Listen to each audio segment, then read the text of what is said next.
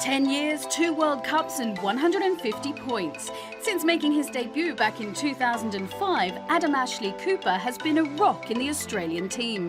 His focus now is on a third attempt at winning the World Cup. The 2007 World Cup in France, we were based in Montpellier, was probably one of the greatest experiences, you know, in my rugby career. It was amazing. It was such a great build-up as well.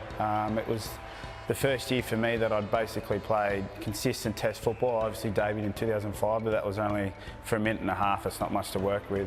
Didn't play any Test football in 2006. In 2007, I was playing back-to-back Test footy. And by the time I'd gotten to France to, I guess, experience my first World Cup, you know, I was, you know, beaming with confidence and excitement. And I was playing along some of the greats.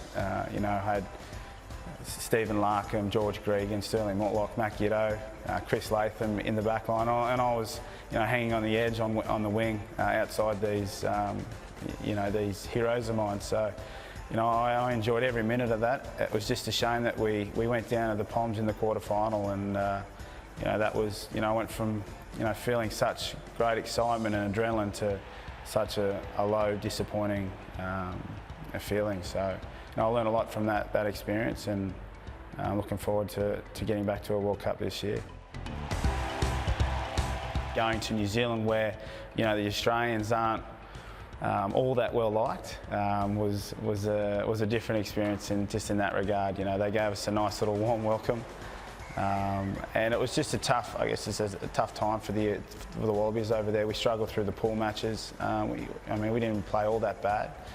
We had a really good quarter-final win against the South Africans in the last minute, but, you know, performed poorly in that semi-final against the All Blacks. They were just too good on the night. So it was a disappointing end to that tournament, knowing that we could have done a lot better.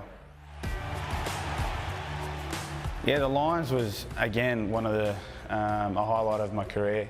I guess the most exciting about that was the build-up. It was the first time that I experienced playing the Lions. You know, they come once every 12 years, and just the build-up and the buzz and the atmosphere around town. I remember the first game in Brisbane, just everyone, it felt like the whole Australian public was getting behind us. And I mean, we lost the first by a fraction, and we ended up winning the second in Melbourne to tie the series, and we took the series to a final in Melbourne, which we obviously disappointingly lost. But that in itself was, again, another learning experience, and one that I'll always remember.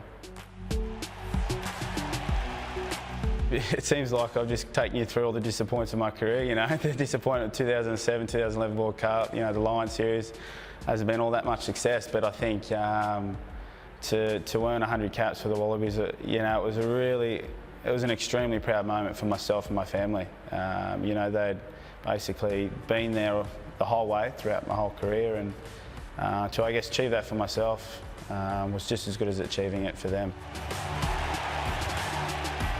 I've got that really important end goal in sight, and that's to lift my first Rugby World Cup. You know, I've been to 2 previous World Cups and hadn't reached any success, so I'm thinking I'm third time lucky this time. And we've got a great, I guess, squad of players and talent that have a lot of confidence at the moment, that are playing good football, and I think the Australian rugby team is in great shape, and really looking forward to getting over there and giving it a good crack.